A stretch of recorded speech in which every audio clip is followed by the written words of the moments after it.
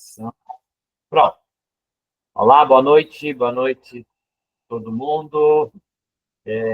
Boa noite a todos, todas, todes. Mais uma vez aqui, né? Um prazer estar com vocês aqui. E tem por ver depois, né? A gente vem aí numa sequência dessa, é o segundo momento dessa sequência, que é uma certa construção de uma das muitas histórias sobre a luta por um sistema de saúde no Brasil que tenha como o centro do seu valor principal a defesa da vida das pessoas, seja quem for, né? Ou sejam quem for. Essa questão é uma longa história. Uma longa história. Eu já na primeira ação, no mês de novembro, eu fiz aí uma certa construção de memória minha, de vida, da minha trajetória como estudante de medicina e como médico, né? A minha profissão que se inicia há 51 anos atrás. Mas ali aparecem muitas questões. E um dos desafios que apareceu era assim, como é que era antes do SUS? Porque tem uma geração, assim, vamos dizer assim, o SUS ele é de fato como lei, tem uma lei orgânica do SUS, né? A lei orgânica é do comecinho dos anos 1990. Mas aí o SUS começa a ser pensado nos anos 60, 70. E vai influenciar profundamente o movimento social que vai atrás dessa luta, vai influenciar profundamente a Constituinte de 88. E aí faz um corte de praticamente 500 anos da história do Brasil. Por que é um corte? Porque a partir de então, pela primeira vez, olha, é a oitava Constituição do Brasil, oitava Constituição, não é? Do período do Império para cá. E aí essa Constituição, a oitava, vai ter capítulos próprios da saúde, coisa que as anteriores não tinham. Nós vamos ver isso nas nossas muitas histórias. E aí esse marco, ele não só tem isso, vai ter capítulos sobre a saúde, mas ele vai defender uma ideia da saúde como sendo fundamental para a qualidade do viver. Então, não é uma saúde que se confunde só com tratamento de médico, não é? Não é uma saúde só que cura doença. É uma concepção ampliadíssima de saúde. É a noção de saúde como uma das ferramentas centrais para a produção de mais vida nas vidas, vividas por cada uma de nós, né? Por cada pessoa. E essa ideia trabalha junto com noções fundamentais, tipo a íntima relação entre saúde e democracia, e tipo a íntima relação entre a saúde e o bem viver, na sua intersecção com todas as outras dimensões fundamentais para a qualidade do viver. E aí nós tínhamos uma consigna na luta para conquistar o SUS, que era toda a vida vale a pena ser protegida, defendida, recuperada, qualificada. Bom, dá para perceber que essa é uma luta que nos 500 anos anteriores é uma história radical, né? Como construir uma sociedade que é instalada na desigualdade e na violência, uma noção que que a vida e a saúde, junto com outros elementos, é a questão mais importante para a construção das políticas do Estado brasileiro. Não é fácil a busca do Sistema Único de Saúde, mas para a gente entender como seria um inferno a vida das pessoas, muito pior do que muitas já vivem, se nós não tivéssemos o SUS. E como é fundamental defendermos o SUS e brigarmos contra a sua destruição.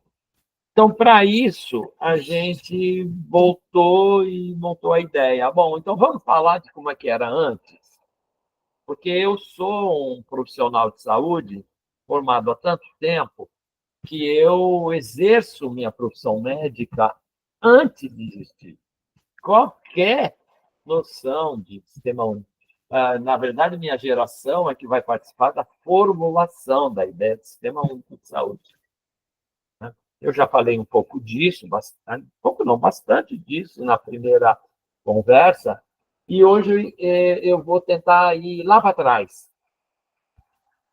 Lá para trás quer dizer o seguinte: o grande período onde foi se desenhando elementos importantes na construção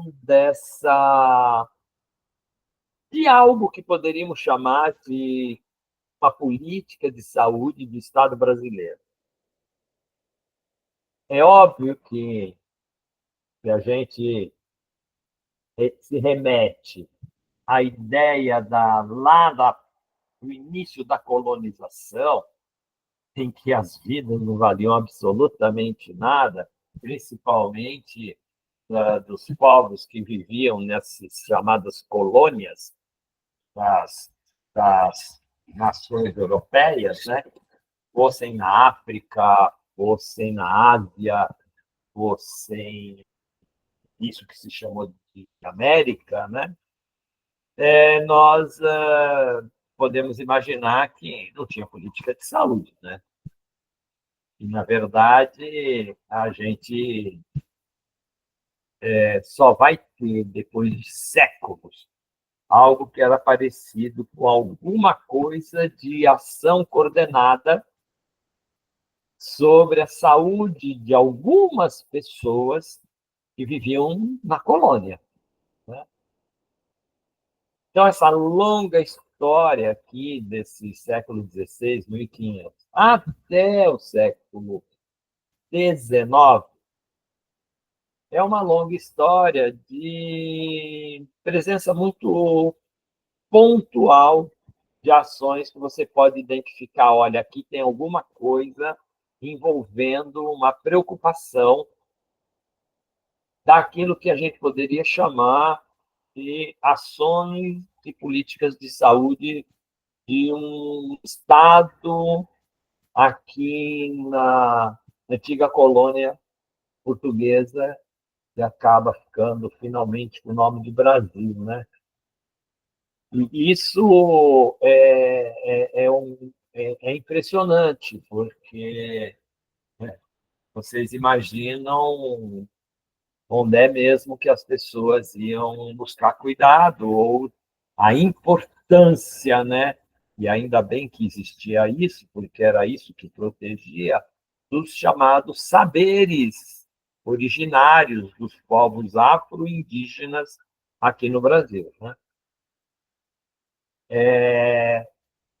E aí, essa conversa, para iniciar hoje, eu vou utilizar de um material que é um documentário feito por um cineasta muito importante, o Renato Tapajós. Ele tem vários filmes, né, se vocês procurarem. E há alguns anos atrás, uns bons anos atrás, iniciou-se um movimento para fazer um documentário sobre as políticas de saúde no Brasil. E eu trabalhei junto com a equipe do Renato, isso que eu vou dizer ainda que é nos anos 90, para os 80, né? Para o 90, para o comecinho dos 2000.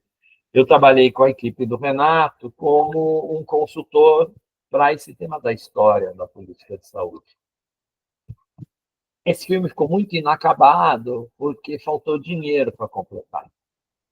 A gente tinha um pedaço dele pronto, mas não tinha conseguido completar. No governo Dilma, o pessoal do Ministério da Saúde me procura de novo, especialmente o João Palma, e ele fala: vamos retomar o filme com o Renato e terminar? E a gente, em 2014, a gente consegue, 13 para 14, retomar e terminar. Aí a gente tem apoio da OPAS, tem apoio do Ministério da Saúde, do governo Dilma, e tem apoio do grupo aí de saúde coletiva da UF, Federal Fluminense. E aí o João Palma, eu e o Túlio Franco vamos ser os consultores para rever o que se tinha produzido e a finalização. E aí a gente tem um filme que o link já está disponível ali no WhatsApp do segunda-feira, lá, do encontro de segunda. Quem quiser pode ver ele completo. Eu hoje gostaria de vê-lo do começo até o período Getúlio Vargas, porque tem muita conversa aí. Que começo é esse, para vocês entenderem? Eu faço uma escolha junto com o Renato, que é uma escolha de começar a passagem do século XIX para o século XX, como um marcador importante da construção das políticas de saúde no Brasil. Eu tenho livros escritos sobre isso, gratuitos, em e-book. Depois, quem quiser, eu passo o link. E eu tomo como uma referência central o começo da República. O começo da República é 1889 no Brasil. Só para lembrar datas, né? 1888 assina-se o fim da escravidão, pelo menos no papel, né? E 1889 é a República, quando se acaba com o Império. E aí a gente começa a ter, na organização do Estado republicano brasileiro, mesmo que seja um Estado conservador, que a gente chamava de República Velha, a gente começa a ter uma presença já de setores denominados como importantes no campo da saúde. Então, vai ser criado um departamento de saúde junto com a equivalência que seria o Ministério da Educação e Saúde. E ali dentro vai ter um departamento de saúde. É um primeiro esboço de uma estrutura dentro do Estado brasileiro na República que nós poderíamos dizer que é responsável pela política de saúde. Então, é isso que nós vamos começar a assistir. Vai de 1900, praticamente, vocês vão ver que o filme pega essa ideia, e vai até os anos 30 para o 40.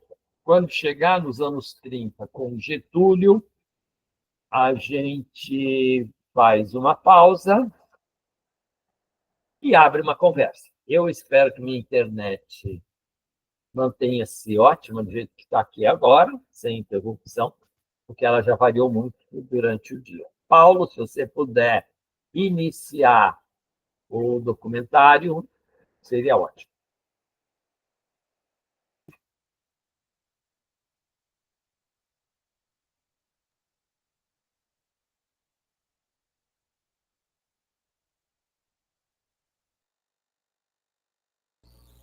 Emerson, tá vendo? Eu estou vendo a tela. Opa, eu vi, mas eu vi a tela do WhatsApp. Isso, espera aí.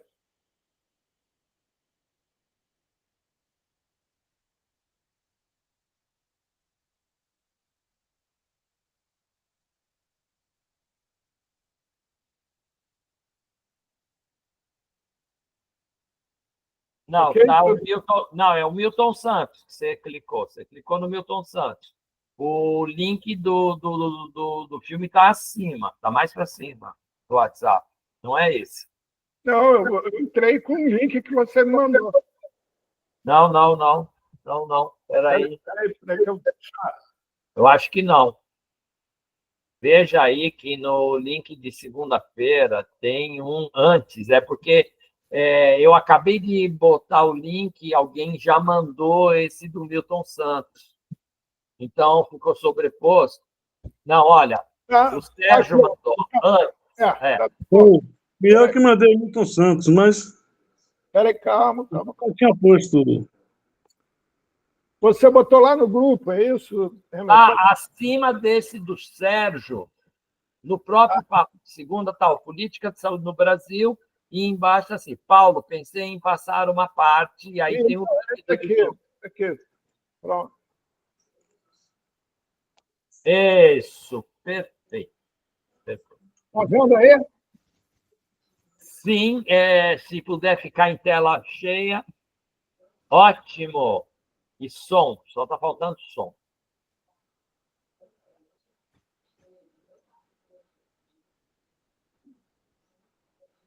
Não está passando som. O som não tá vindo. Tem alguma coisa na transmissão que você precisa fazer, que é autorizar o som.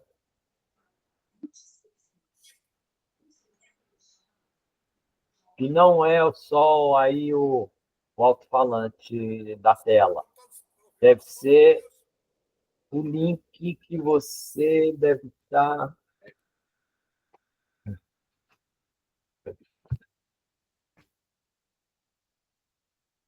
É o OBS? O que você fala? Não. Ok, não é que outro dia aconteceu.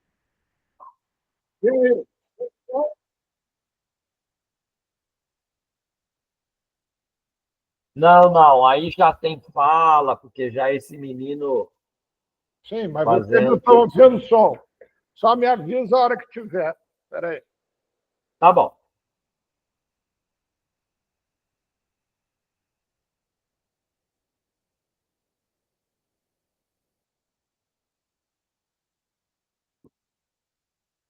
Cara, o que está havendo com esse som?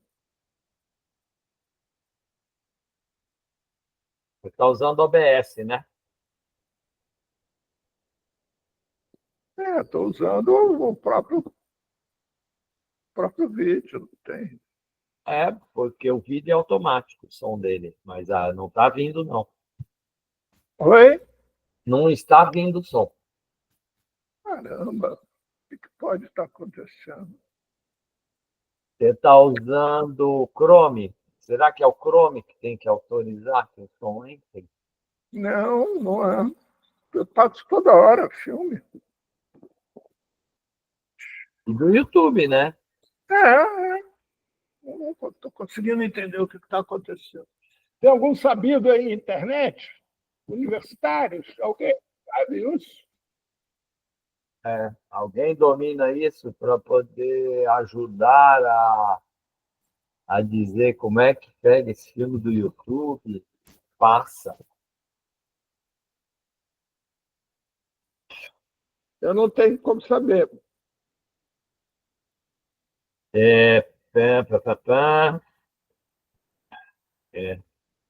Não Emerson, sei. faz o seguinte, eu vou te autorizar, tenta passar você aí no seu, ver se é uma coisa aqui do meu computador. Pode ser? Vamos ver. Espera aí, deixa eu só te autorizar. Espera aí.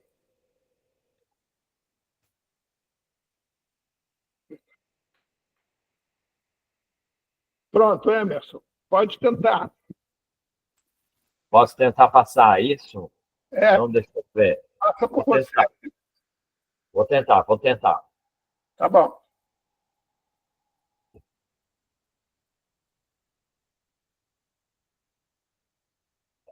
Não.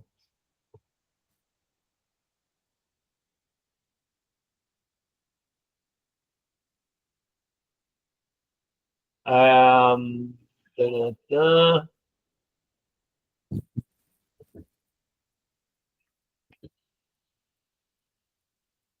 Deixa eu ver aqui. Tá vendo? Vocês estão vendo ou não? Espera aí. Não, até agora não. Vai entrar. Entrou. Minha internet está lenta. Esse é um Não, não grande. entrou. Pronto. Políticas de saúde entrou. Agora, só que tem que levar ele para o início e passar. E aí e botar em tela cheia. É o que eu estou tentando aqui, ele não me autoriza. Como não? Ele- Então, não sei. Tenho a mínima ideia. Inicia ele. Vê se você consegue iniciar. Que louco. Pois é. Também não estou entendendo. Ele permitiu entrar, porque, olha, o meu escreve aqui em cima. Áudio da apresentação, ok. Então, mete bronca, vê se você está conseguindo aí. Mas ele não faz nada além disso. Não permite eu manejar a tela. Essa é a questão. Ele abriu e não permite eu manejar a tela. Ai, que pira. Opa! Eu acho que é minha internet que não está em potência suficiente. Bem, eu vou tentar de novo. Espera aí. Quando você abre a janela lá do Chrome, tem um itemzinho embaixo, autorizar o som da guia. Tá bom, então fecha aí a tua apresentação para eu poder começar aqui do lado de cá. Pronto. Ai, que perda de tempo, que pena. Não, mas tem o próximo, e o próximo, e o próximo, e o próximo. Marcelo. Ah, como todos nós sabemos, a vida dá tempo. Aí você vai no mais, nesse acima aí, isso. Clica nele, que eu vou olhando. Não, peraí. Aconteceu alguma coisa aqui. Peraí. Vamos voltar. Vai no seta para cima do seu. Tela cheia, compartilhar. Seta para cima. Agora, vamos lá. Já fui, já entrei no seta para cima. Vamos ver se vai.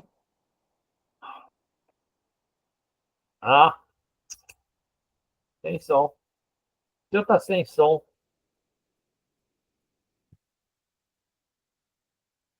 Não está autorizando som.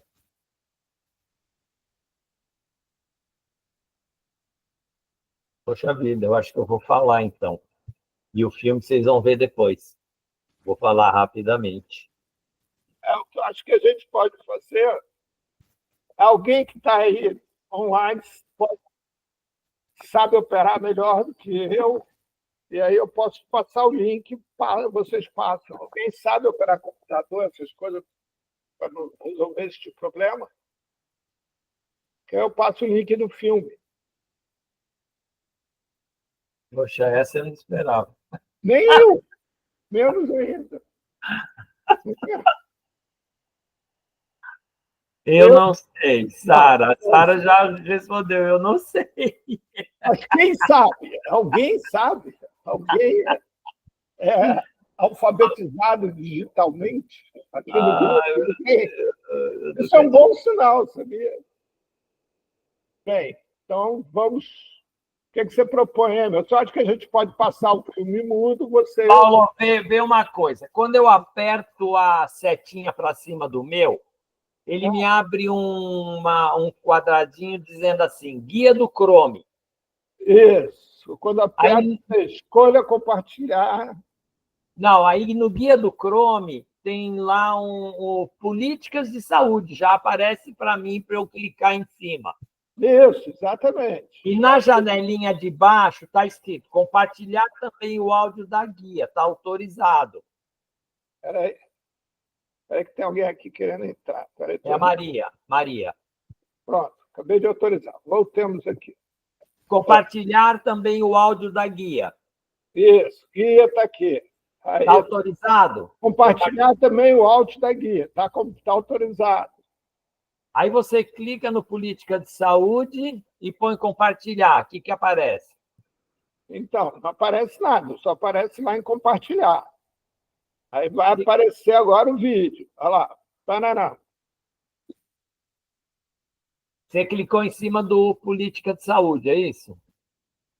Espera aí. Compartilhar. Aí agora eu vou aqui. Peraí. Século! Olha o jornal, primeiro número do novo século! Excelentíssimos senhores deputados, o novo século nos traz grandes esperanças. É o século da ciência, do progresso, da eletricidade, da engenharia e da medicina. Epidemia de febre amarela no Rio de Janeiro. Dizem que a varíola vem aí.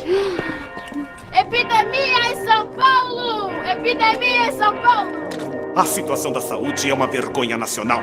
Epidemias de todas as doenças pestilentas. Cólera, varíola, malária, tuberculose, febre amarela e peste nas principais cidades brasileiras. Uma parte, nobre deputado, soube que um navio de imigrantes que vem da Europa para a Argentina, anunciando com vantagem que não irá aportar nas costas pestilentas do Brasil.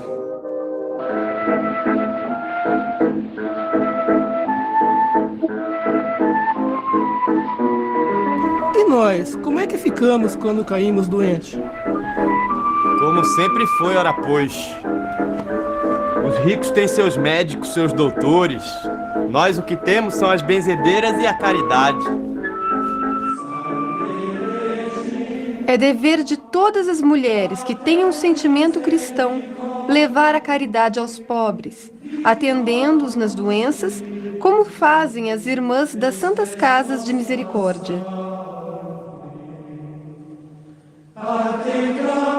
Extra, extra! Extra, extra! Epidemia cada vez mais grave! Extra, extra!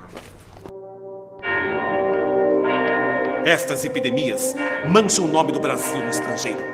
Deste jeito, os imigrantes não mais virão para cá. Uma parte, nobre colega. Sem imigrantes, não há quem colhe o café. E nem quem trabalhe em nossas fábricas. Depois que é finita a escravidão e veio a república. É o capitalismo que nasce em nosso país. Precisamos da mão de obra livre, dell'immigrante, para a expansão do café. É vital sanear portos, estradas de ferro, fazendas e cidades. Diretoria Geral de Saúde informa, Dr. Oswaldo Cruz é nomeado diretor. Estamos criando o Instituto Soroterápico de Manguinhos para a produção de vacinas. Realizaremos uma campanha organizada como se fosse a guerra. Quem não cooperar é um inimigo da saúde pública e, como tal, será tratado. Os doentes de moléstias contagiosas serão obrigados à quarentena e sanearemos o Rio de Janeiro. Como prefeito do Rio de Janeiro, repito, temos que limpar o centro dos pobres e dos cortiços. Vamos logo! Vamos! Sai! Sai! Sai! Vamos logo! Vamos logo isso! Vamos! Vamos! Vamos! Vacina contra a varíola é obrigatória! Vacina contra a varíola é obrigatória! Ninguém pode me obrigar! Eu não vou permitir! Nós, os militares positivistas, somos contra a vacinação obrigatória. Reconhecemos o progresso da ciência, mas a imposição das campanhas contraria a liberdade e o direito dos cidadãos. Estoura revolta contra a vacina obrigatória! Estoura revolta contra a vacina obrigatória! Abaixa a vacina obrigatória! Abaixa a vacina obrigatória! Abaixa a vacina obrigatória!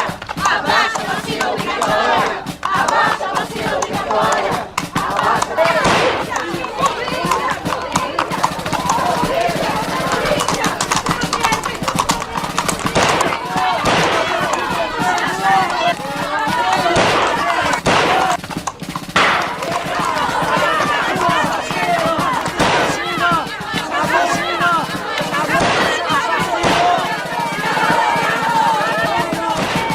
Essa revolta é um absurdo.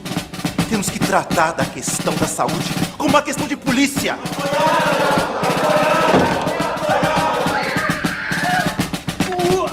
Derrotada a revolução contra a vacina! Derrotada a revolução contra a vacina!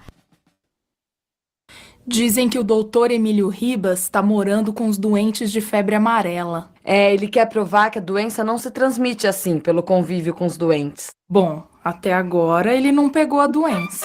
É com prazer que anunciamos o término das obras de saneamento da cidade de Santos, dirigidas pelo eminente Dr. Emílio Ribas.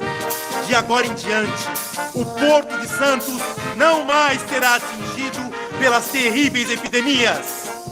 La industria tem crescido, estamos progredindo.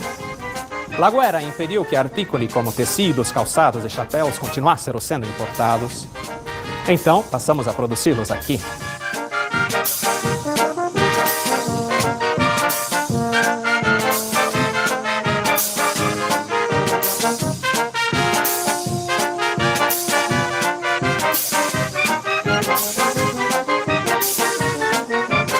Operários das indústrias têxteis em greve! Operários das indústrias...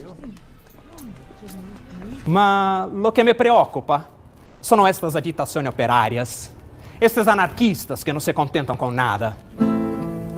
Greve operária abalam fábricas no Rio e em São Paulo! Greve operária abala fábrica no Rio e em São Paulo! Greve! A gripe espanhola mata milhares de pessoas no Brasil! A gripe espanhola mata milhares... A gripe espanhola é um castigo dos céus! Todos os pecadores vão morrer! Nossa, pra onde será que estão indo tantos caixões? Não sei. Só sei que os médicos não sabem o que fazer contra a doença. E o governo nada faz. E a saúde pública, muito menos. A cidade de São Paulo está nas mãos dos grevistas. Governador foge para o interior.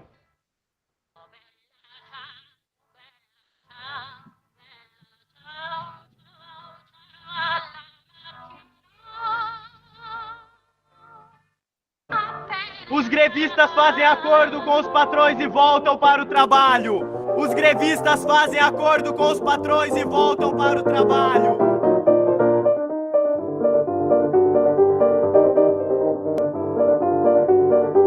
Os tenentes se revoltam e tomam o forte de Copacabana. Com a palavra, o nobre deputado Eloy Chaves. Esta lei que apresento regulamenta as caixas de aposentadoria e pensões que serão financiadas pelas empresas, por seus trabalhadores e pela União. Como ministro da Justiça, vi a força irruptiva das greves gerais em nosso país e assisti à Revolução Bolchevique. Como legislador, pretendo diminuir as tensões sociais para que não se repita isso em nossa pátria. Os trabalhadores dessas empresas poderão ter agora assistência médica e, após alguns anos de trabalho, aposentarem-se dignamente. Doutor Paula Souza volta para o Brasil! Dr. Geraldo Paula Souza, o senhor acaba de voltar dos Estados Unidos, onde fez um curso de saúde pública na Johns Hopkins, e em seguida iniciou as obras do Centro de Saúde. O que é o Centro de Saúde? A obra do Centro de Saúde é social e educativa. Contrapõe-se à higiene obsoleta e o espírito policial de outras épocas. O médico sanitarista e as educadoras sanitárias substituem os guardas, inspetores e delegados. A família, célula máter da sociedade, é o centro da nossa ação.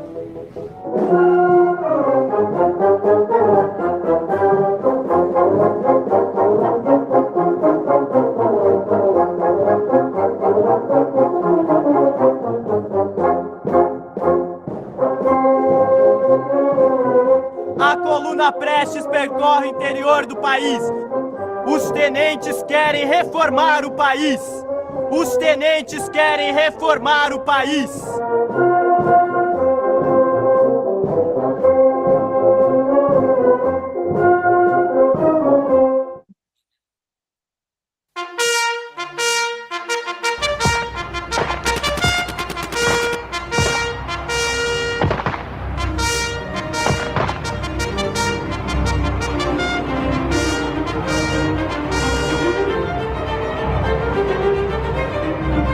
Os revoltosos estão chegando ao Rio de Janeiro.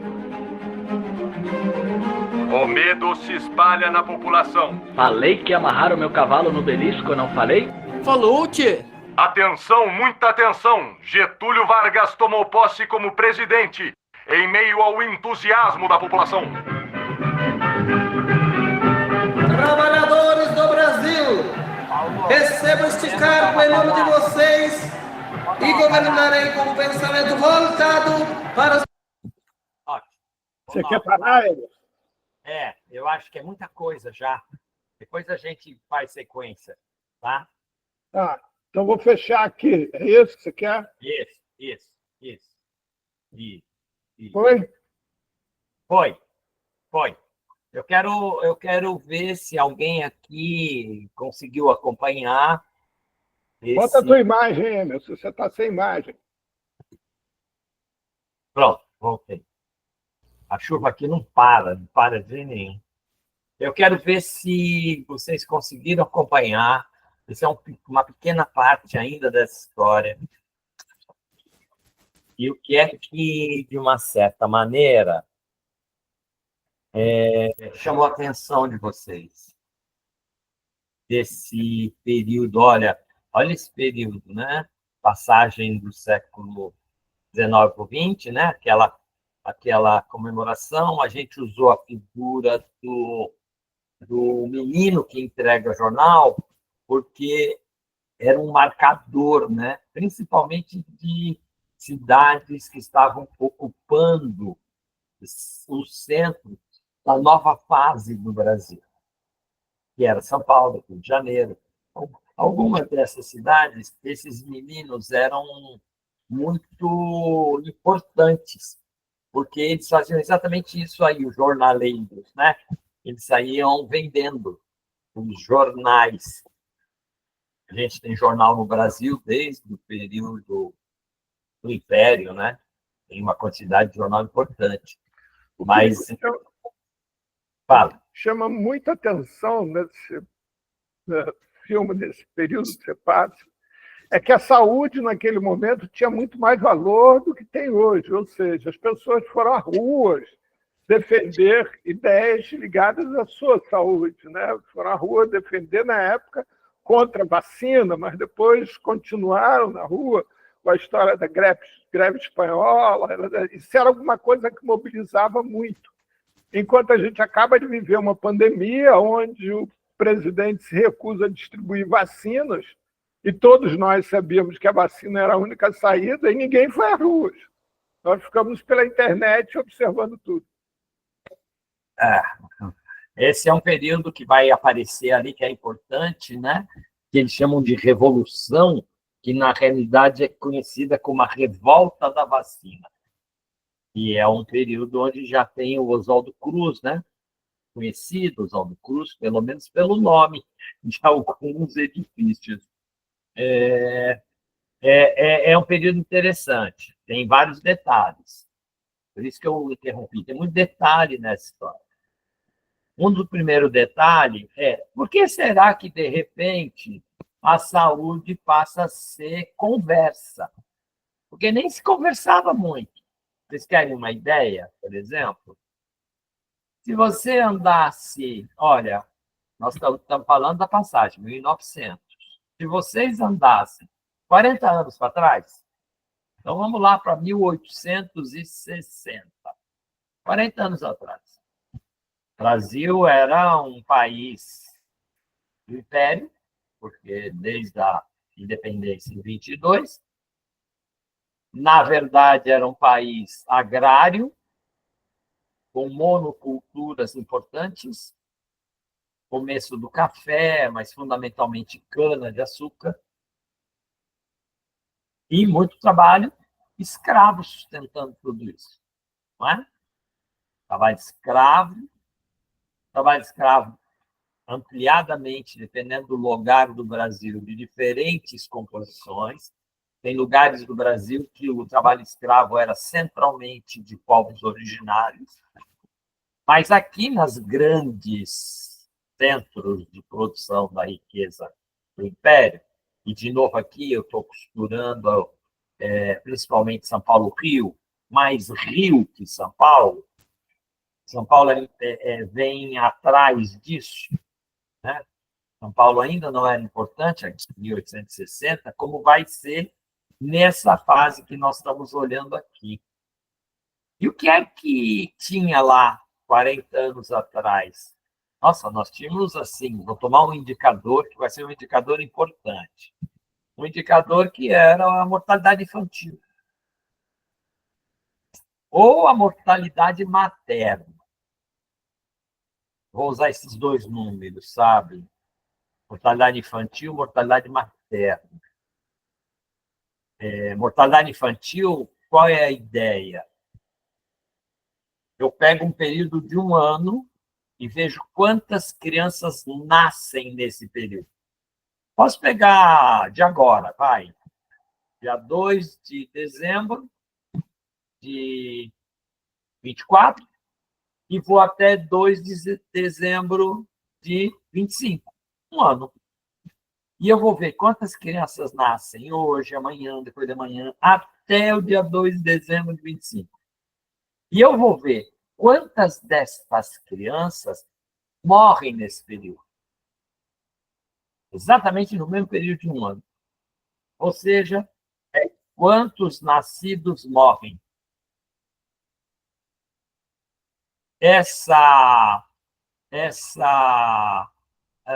Esse indicador é um indicador interessante, porque ele vai dar ideias para isso que o filme mostrou, sabe? Se você vai em 1860, que nem eu sugeri que vocês pensassem, essa mortalidade é altíssima. Ela é mais que 40%. O que é 40%? Quer dizer o seguinte, de cada 1.000 crianças que nascem, 400 morrem conhecidas, porque tem um monte das que morrem que são enterradas assim no terreno na beira da casa, ou num cemitério de uma comunidade, não tem registro, né? Então, do que tem de registro, já era uma quantidade gigantesca. Você imagina, um país que nasce em 1.000, morre 400, 500 em 1 ano. Sobrevive metade e morre metade. É uma guerra, né?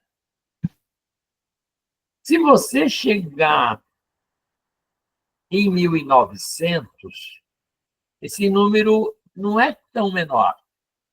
Ele é da ordem de 300 por 1.000. Os que estão registrados. Pois é, Maria. Mas olha o que você está falando.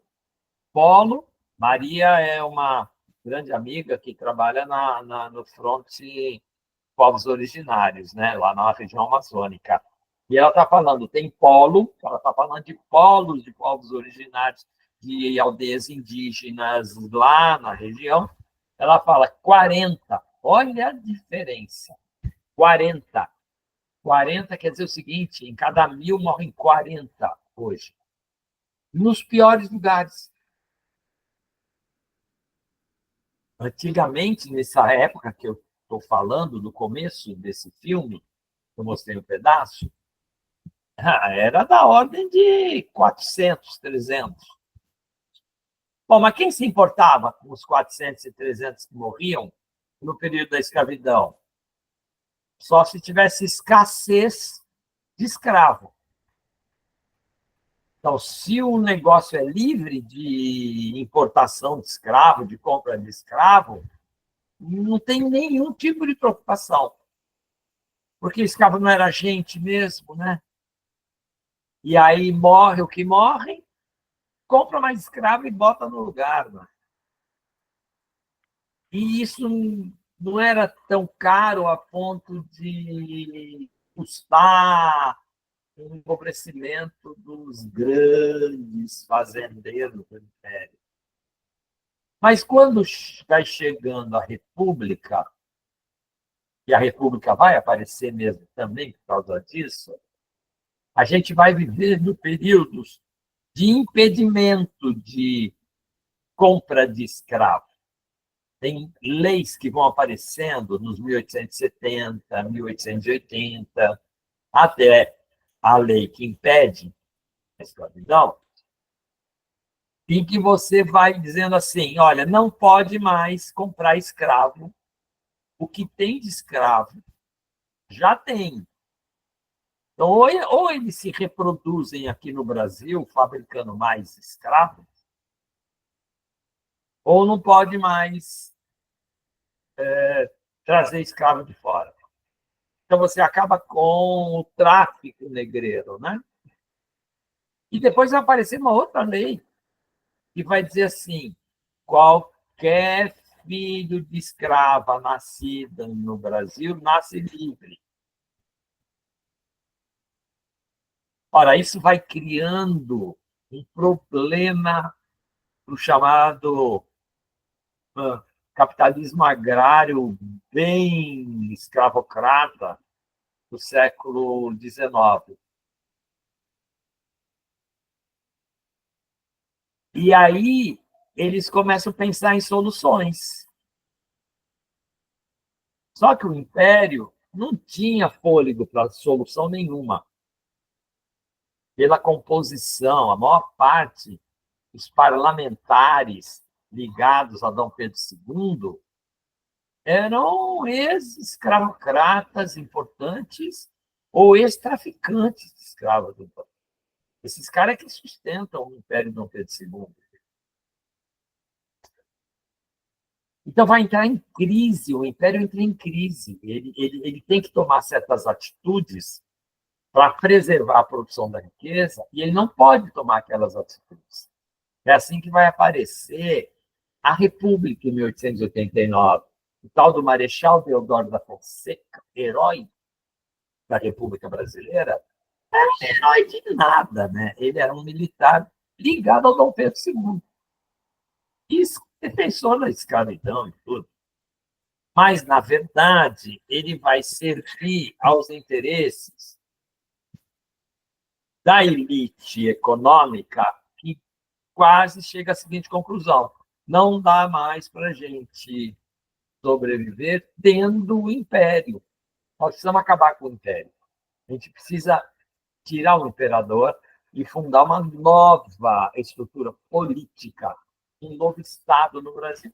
É assim que o Marechal Deodoro, representando essa elite, vai receber apoio das populações das grandes cidades, de novo agora Rio de Janeiro, principalmente, mas recebe apoio da elite do Recife, da elite de Salvador, da elite de São Paulo, da elite de Porto Alegre, de Minas, Belo Horizonte. E esse movimento da República, ele vai expressar a ideia de que precisamos ter novas políticas para poder resolver esse problema do trabalho. A gente já não pode mais ficar no trabalho escravo. Nós precisamos ficar numa outra forma de trabalho. E a primeira possibilidade de pensar trabalho é o chamado trabalho assalariado. Então, o Brasil chega muito tarde em relação aos outros países na República. Vocês querem uma ideia? A República no Brasil é decretada desse jeito, né, pelos próprios defensores do Império, contra o imperador, em 1889. A Argentina já era república desde 1810, quando nós ainda éramos colônia, nem império éramos. Então, você vê como o Brasil chega muito atrasado nisso, né? A própria escravidão, já nesse período que o Brasil ainda tinha escravidão, quase nenhum país mais tinha escravidão nessas colônias, né?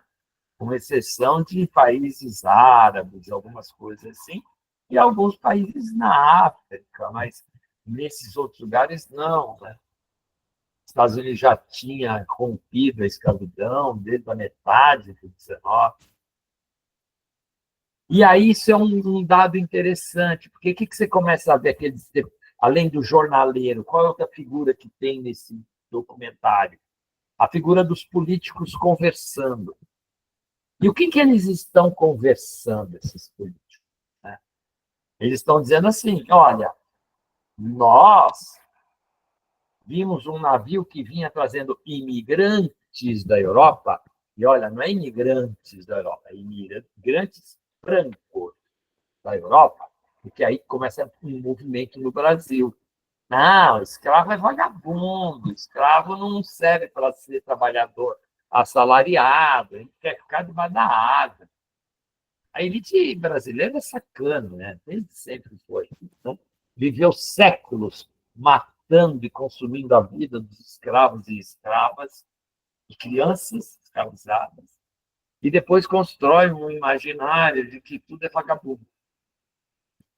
Vocês viram que o ex-ministro da Marinha, o da Marinha lá do Bolsonaro, disse isso ontem, né? E a Marinha não merece perder uma parte do seu salário que o Lula está cortando, porque todo mundo no Brasil é vagabundo, menos eles. Daí ontem, nós.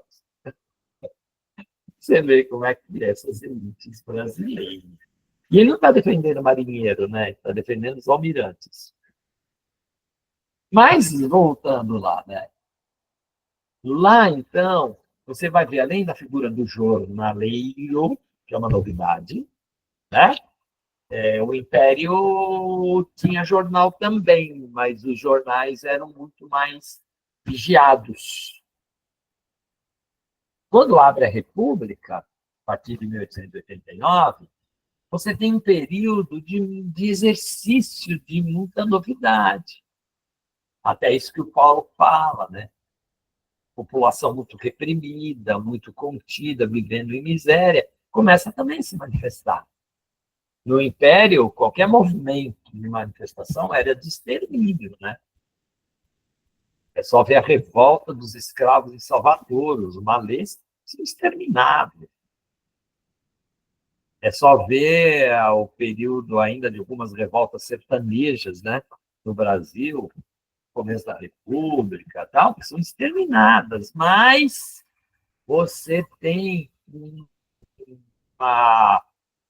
uma defesa, né, de que precisamos fazer as grandes cidades crescerem de trabalhadores assalariados europeus brancos. Então, a primeira conversa que vocês veem lá no parlamento é um deputado falando de que, como ele estava indignado que o Brasil tinha tanta doença, mas tanta doença, tanta coisa matando tanta gente, que os próprios europeus pobres que migravam para cá não queriam descer no porto, porque eles iam descer, ficar doente e morrer.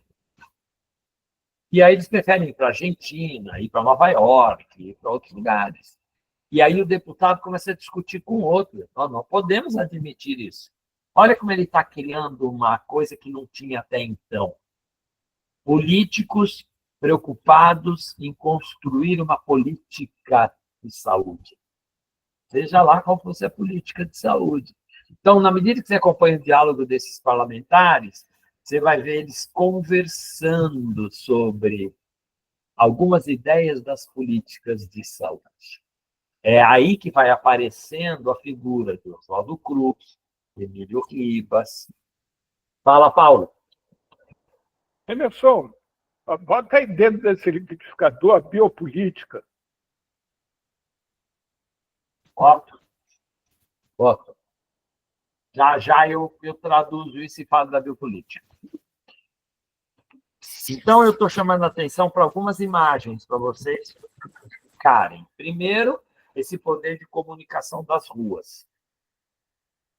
A importância de novos jornaizinhos, novas ideias aparecendo, a ideia de que o Brasil precisava modernizar, que o Brasil podia ser um país capitalista, e capitalista de primeira hora. Segundo, a figura de políticos que vão representar alguns ideais de uma elite, principalmente uma elite econômica, ainda muito agrária, mas também com esse industrial. Tem um fulaninho ali que aparece falando meio italiano o tempo inteiro, e que ele fala, e chega um certo momento ele fala, não podemos ter tanta doença, nós temos que ter operários para trabalhar. Essa figura mais para frente vai falar, Agora nós vamos substituir a importação. Então, em vez de comprar chapéu, sapato, terno, lá na Europa e mandar trazer de navio, nós vamos fazer aqui no Brasil. Essa figura representa o Matarazzo.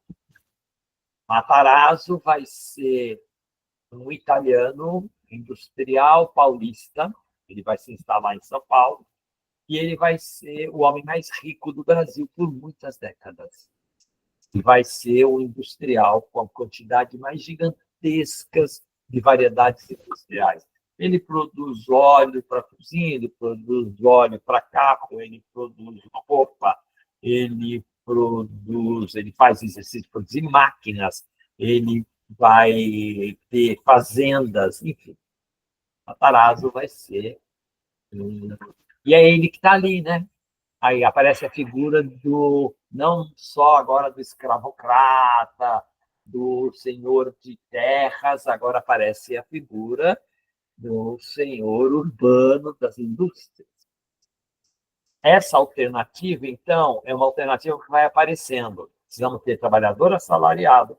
Trabalhador assalariado não pode morrer que nem morriam os escravos, porque a gente não tem trabalhador assalariado para ficar trazendo de qualquer canto do mundo o tempo inteiro. É caro. Então, a gente tem que trazer o trabalhador que sabe mexer em máquina, já trabalhou em indústria, tem que chegar aqui e ele não pode morrer tão fácil. Né? E precisamos criar escolas de ofício para eles. Eles vão perceber que vai nascendo escolas de ofício, né? Dentro dos municípios e principalmente por ação do Estado do Rio de Janeiro, Estado de São Paulo. E tem uma outra alternativa de pensar o trabalho, que não é só o branco europeu, mas é também o de ir construindo uma outra possibilidade de brasileiros irem aprendendo a se tornar operários. Isso quer dizer que o Estado, nessa época, começa a construir políticas específicas que antes não eram valoradas e importantes.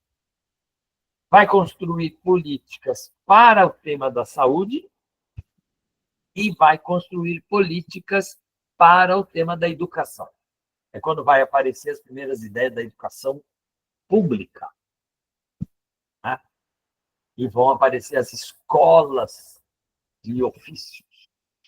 Ensinar alguém a mexer numa máquina de tipografia, ensinar alguém a mexer numa máquina de tear, de tecido, e assim por diante. Virar mecânico. E aí, esse momento, quando você entra nessas políticas, então eu volto agora para chegar na biopolítica de Paulo. Eu falei, eu vou usar 2 indicadores para brincar com essa política. Um deles é a mortalidade infantil, e a outra é a mortalidade materna. O que é a mortalidade materna? Quantas mulheres grávidas que têm filhos morrem por causa da gravidez? Ou seja, uma coisa que deveria ser tranquila, que é uma mulher bem cuidada parir, né? Não vira a morte dela. A mortalidade materna era altíssima. Aliás, no Brasil, se você pega comparativamente mortalidade materna de mulheres brancas da classe média de mais de 10 salários mínimos e comparar com mulheres negras que vivem de salário mínimo e a mortalidade materna, você vai ver que ainda a mortalidade materna é muito importante. Só que para essas pessoas, né? Negras, pobres. Certo? Lá naquela época, eles vão começando a tentar pensar quais são os problemas de saúde que podem favorecer essa passagem do trabalhador lá da escravidão para um trabalhador qualificado, assalariado das indústrias e também do campo.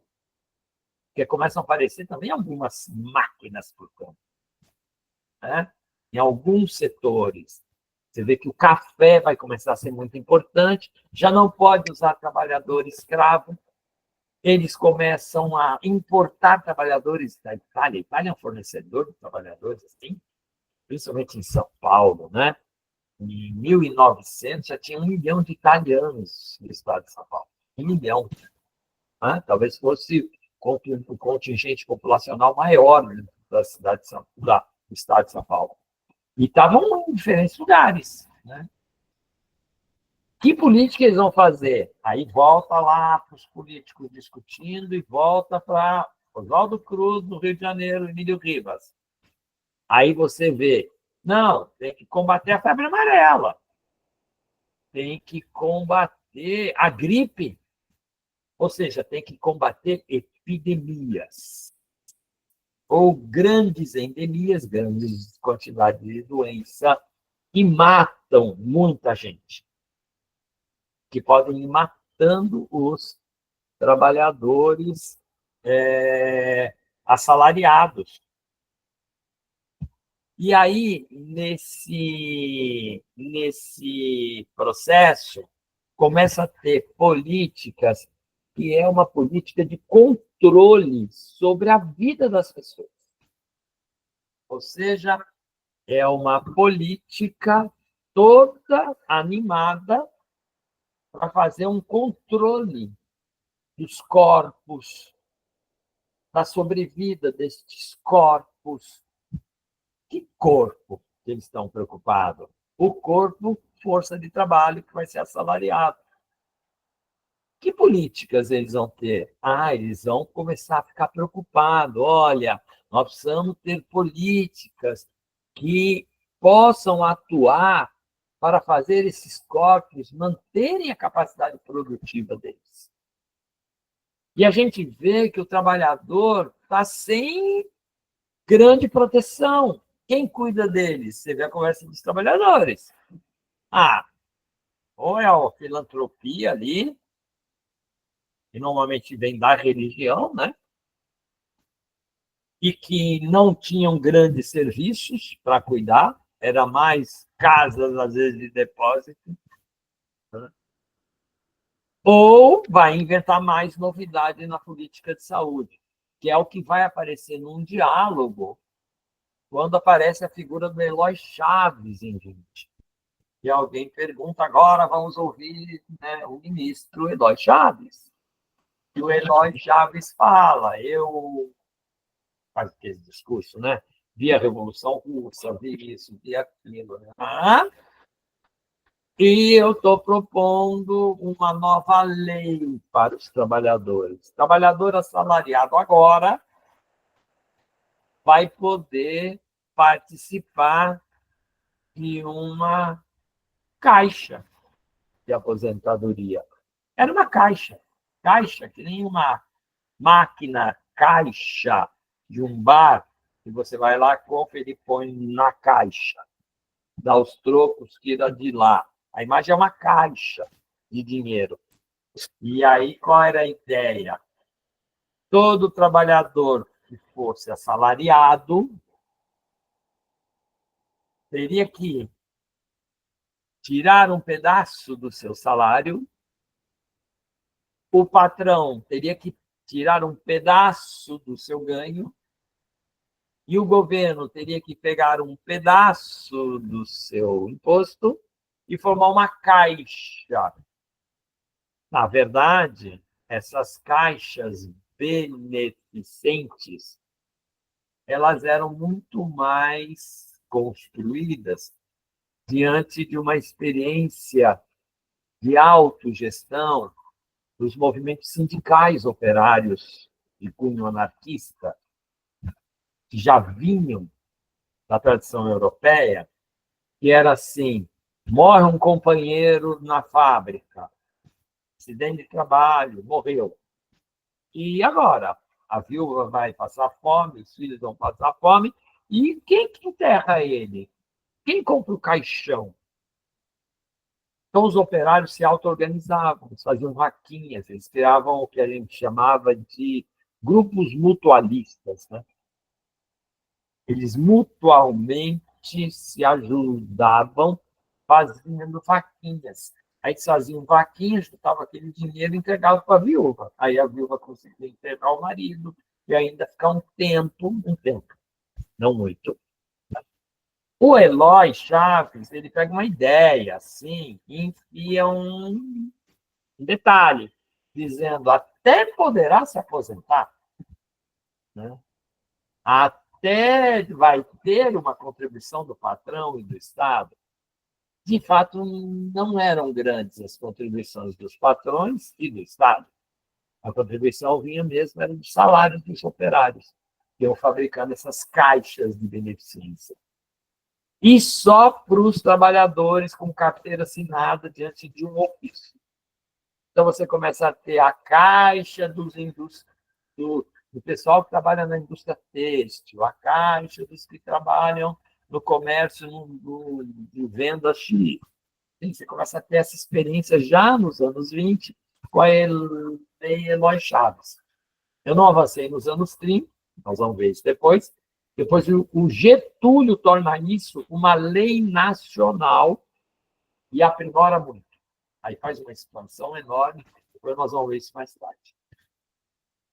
Mas o que isso interfere nas políticas? Interfere bastante, porque está se construindo aí um território que a gente chama de biopolítica, que são políticas voltadas para certas vidas de um certo jeito. Então, começa a entrar no território das políticas de saúde, assim, não basta só combater varíola, não basta só combater febre amarela, não basta só combater a presença da tuberculose. Nós precisamos fazer outros tipos de cuidado, né? As pessoas morrem de muitas outras coisas. As crianças morrem porque falta cuidado no primeiro ano. O trabalhador morre porque falta promoção à sua saúde.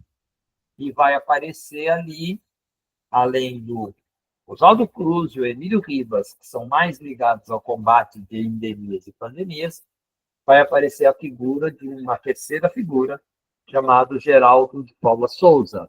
Alguém fala assim, você foi estudar a saúde pública nos Estados Unidos, não mais na Europa, né? Não na França, não na saúde pública da Europa. Você foi estudar nos Estados Unidos. E você traz o centro de saúde. O que é que você está propondo?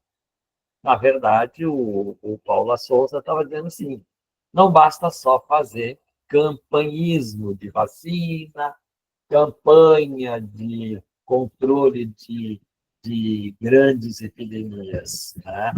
Agora a gente precisa fazer um cuidado mais sistemático das pessoas.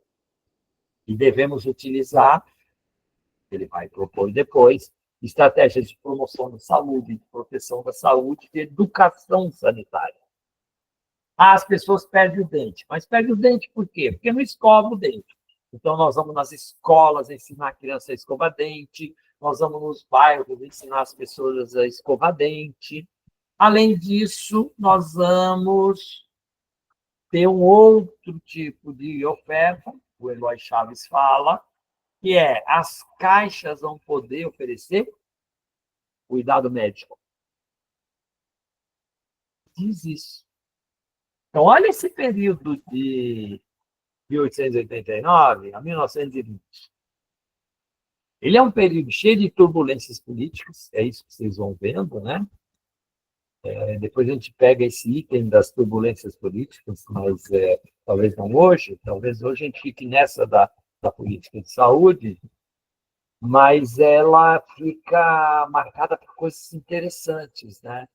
Você vai vendo no Brasil aparecer esse lugar lá dentro do Estado, no Departamento de Saúde. E o Oswaldo Cruz vai ser o primeiro diretor nacional do Departamento de Saúde. E por que o Oswaldo Cruz? Porque ele vinha adquirindo a fama de que ele tinha aprendido a trazer um saber para o Brasil, que é o de fabricar soro, utilizando, injetando coisas em cavalos, coletando sangue do cavalo, e separando o soro do sangue do cavalo, e ajudava a combater certas doenças daquela que você injetou no cavalo. Então, ele vai trazer algumas novidades que já se faziam na Europa. A ideia da vacinação contra a varíola. Essa ideia da vacinação contra a varíola revolta as pessoas. Por quê? Porque começa a construção de que a vacina não era assim tão controlável. Você podia ter uma varíola usando a vacina. Não era mentira. Mentira é o que o Bolsonaro dizia da vacina contra a Covid. Mas lá naquela época não era mentira. Por isso que chama atenção aquela revolta das pessoas. Eu não quero vacina. Vou tomar vacina e vou morrer aqui por causa da vacina. Não estou tendo nada. E o Oswaldo Cruz aí vai usar uma ideia que vocês vão ver o deputado falar, que é a ideia da polícia sanitária. Então, a ideia das primeiras políticas de saúde, das primeiras regras de funcionamento, é a ideia da polícia mesmo, a polícia sanitária. O filme mostra, assim, a polícia está atirando, mas isso é no momento da revolta. Oswaldo Cruz é mais sofisticado. Ele, além disso, de chamar o exército para dar tiro quando é necessário, ele vai criando técnicos, trabalhadores da saúde, que são vigilantes das pessoas. É aqueles que chegam na casa da pessoa e falam: você tem lepra. Estou usando a palavra lepra, que a gente não usa mais. E quem tem lepra tem uma lei que o Departamento de Saúde Nacional criou, que é assim: todo mundo que tem lepra, a pessoa tem que ser retirada do convívio familiar e tem que ir para um serviço isolado de cuidado da lepra. E as crianças que não estão com lepra não vai com a família. Eles vão para os reformatórios do Estado. E o Estado é que vai cuidar deles, vai preparar eles para serem uns novos trabalhadorzinhos, né? Para as elites, para os industriais, para tudo que for necessário, né? Principalmente para as elites brancas, né? Do Brasil. E aí você vê essa imagem, né? Chega um policial, tira a mãe, que é uma doente, né? Isso acontecia na lepra, acontecia na tuberculose. As famílias eram destruídas a partir do diagnóstico.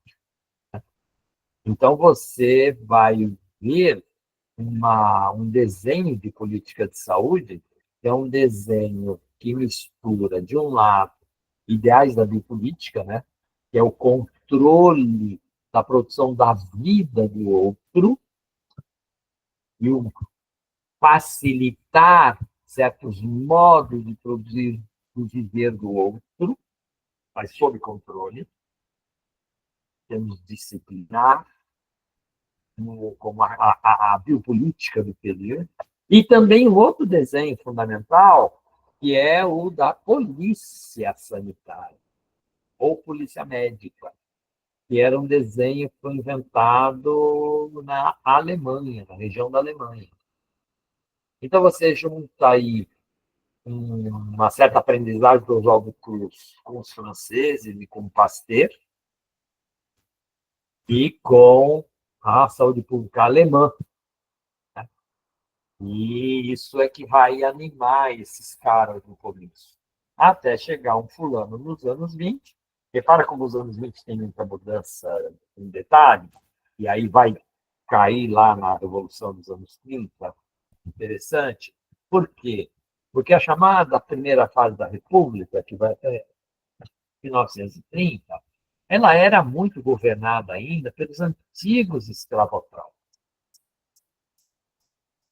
Eu falei do Marechal Deodoro, eram também os fazendeiros. Os fazendeiros da República Velha, que vão plantar café, manter cana, não sei o quê, eram os caras que vinham lá do período do imperador Dom Pedro II. Não tem uma renovação disso. E vai ter um predomínio de uma aliança chamada Café com Leite, que é uma aliança de paulistas e mineiros. esse grupo escravocrata, que agora vai virar republicano e que é uma política de saúde diferente, porque agora eles estão se modernizando, na verdade, nada disso, eles são conservadores, não querem perder o poder político. Eles tinham um instrumento da política, que é o Partido Republicano Paulista e Mineiro, que eram os partidos centrais da República Velha.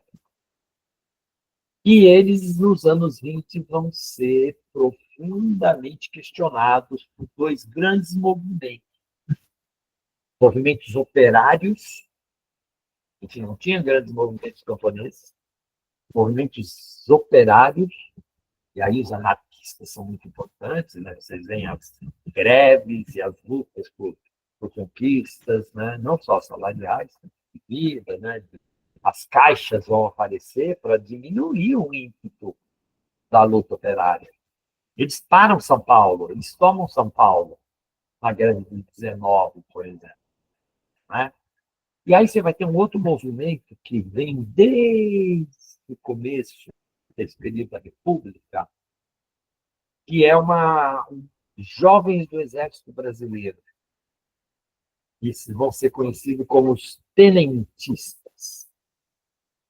Talvez o tenentista mais importante para a história do Brasil, desse período, ele era o líder dos tenentistas, seja um tenente da época chamado Luiz Carlos Prestes. Talvez muitos de vocês já ouviram falar do Luiz Carlos Prestes como sendo o principal líder e fundador, um dos fundadores do Partido Comunista Brasileiro. E depois foge da ditadura de 64 e ainda volta para o Brasil vivo depois da ditadura de 64. Luiz Carlos Prestes, ele era tenentista, ele não era comunista nesse começo, ele vai virar comunista depois.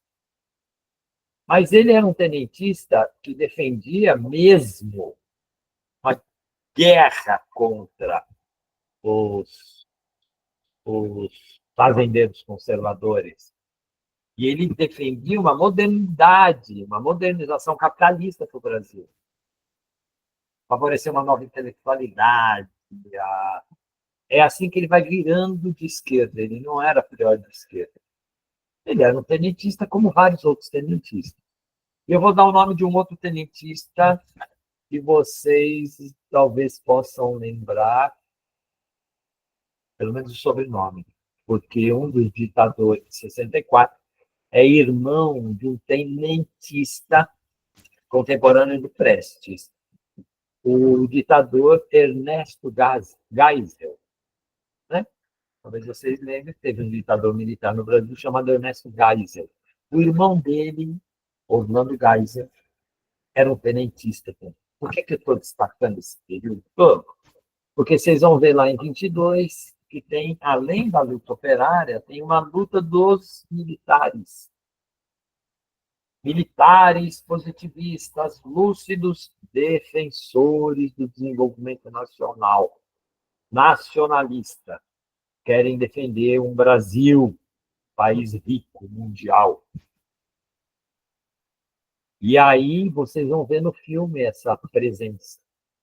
Isso pressiona as políticas da República Velha. Lembra que eu falei que o final do Império, a roupagem do Império com Dom Pedro II já não servia aos interesses da elite? Você tinha que acabar com o Império e criar uma república? Nós vamos perceber a mesma ideia nesse período dos 20 para os 30. A roupagem da República Velha, café com leite, ela já não serve mais para os interesses. E se desenvolveram uma nova elite econômica. Uma elite econômica mais capitalista mesmo. E uma elite social, chamada elite, diferente da força trabalhadora escrava, que eram os trabalhadores assalariados.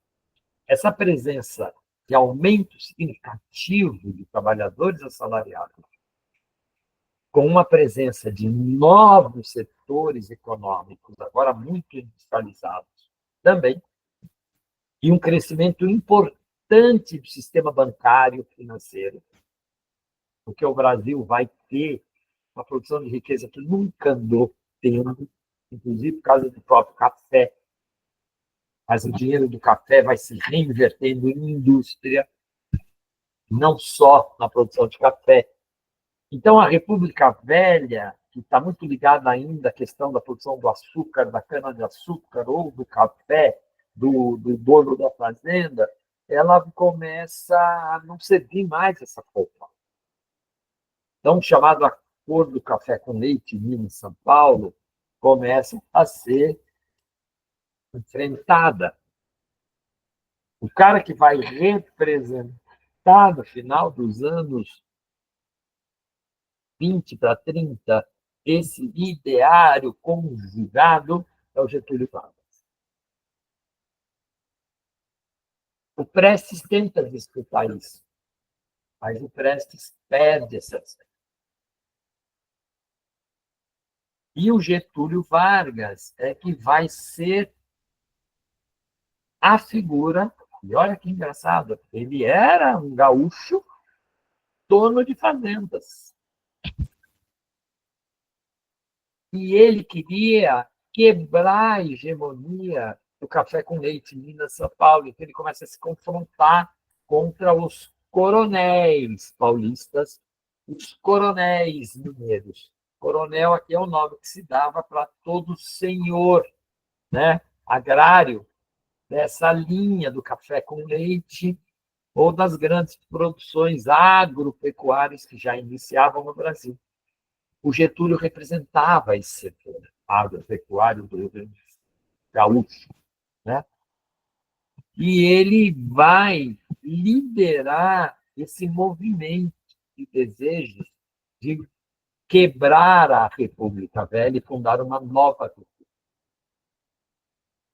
Exatamente o que vai acontecer em 1930. Só que aí já uma outra construção da política de saúde, porque agora você já tinha em esboço uma oferta de uma política para a aposentadoria de trabalhadores, é uma novidade, para o cuidado médico das famílias de trabalhadores que trabalhavam, que é uma novidade, e para uma saúde pública que não seja só de campanha e de polícia, mas uma saúde pública que seja educadora, que consiga disciplinar o comportamento das pessoas para elas terem comportamentos mais saudáveis. É uma polícia mais sutil, né? Porque tinha regras. Isso nós vamos ver na próxima etapa, porque é quando aí nós vamos ter uma expansão importante do Departamento Nacional de Saúde no interior do Ministério da Educação, a partir de Getúlio, inclusive até o momento em que vai ser criado o Ministério da Saúde, em 1953 para 54, já no segundo governo Getúlio Vargas. Então, Vargas ele vai ser muito importante para esse desenho. E as políticas de saúde vão se aprimorar demais, além do tema das caixas de aposentadoria e pensão, porque é quando vão aparecer os principais hospitais e os principais ambulatórios médicos para cuidar dos trabalhadores dessas caixas. Isso vai ter uma expansão enorme nos anos 30 e vai, de uma certa maneira, conviver com uma construção da saúde pública não mais baseada na polícia médica, mas baseada nos centros de saúde nos bairros. Nós vamos falar disso a partir dos anos 30, e isso vai desenhar um novo período. Mas, olha que interessante, saúde não é um direito. Eu vou fechar. colocando isso. Mesmo tendo a caixa, vamos supor, do trabalhador da indústria têxtil, que agora tem um dinheiro lá, se ele pode morrer, a viúva vai receber uma pensão, por exemplo, ou algo parecido, saúde não é um direito. Só tem acesso a certas ofertas da saúde se você for um trabalhador assalariado, estiver empregado e estiver recolhendo. Saúde como direito não vai existir em nenhum momento, nem do período de Getúlio Vargas. Não vai aparecer.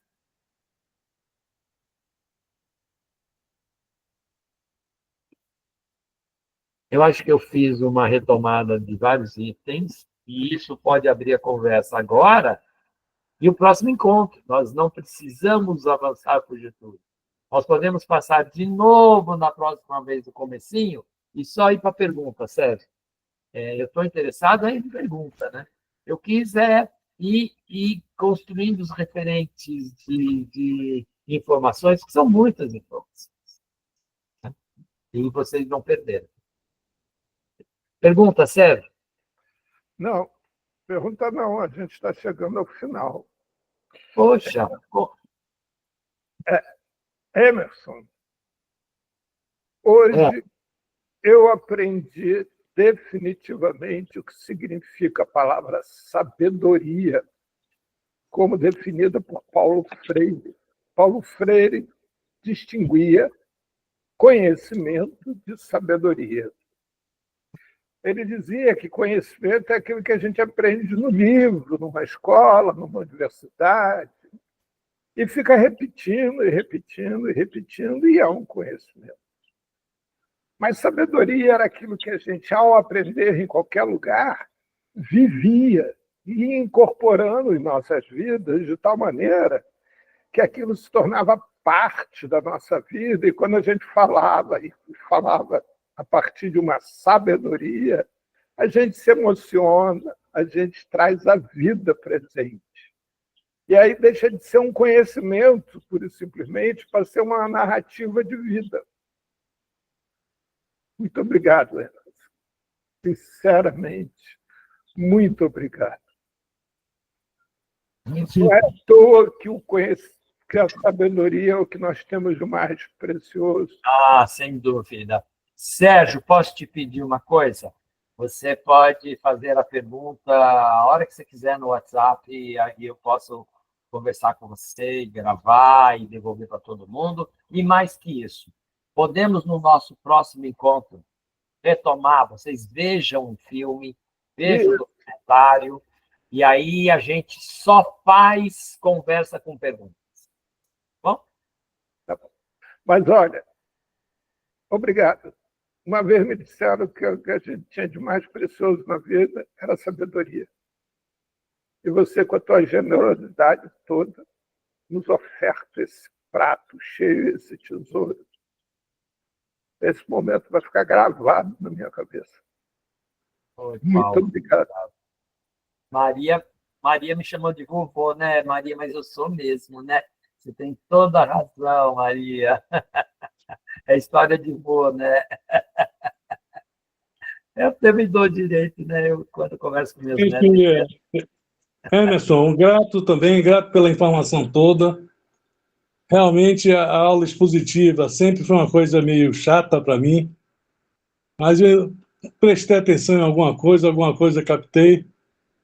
E também quero dizer que vamos em frente. Grato também pela atenção de se dispor a responder pelo WhatsApp.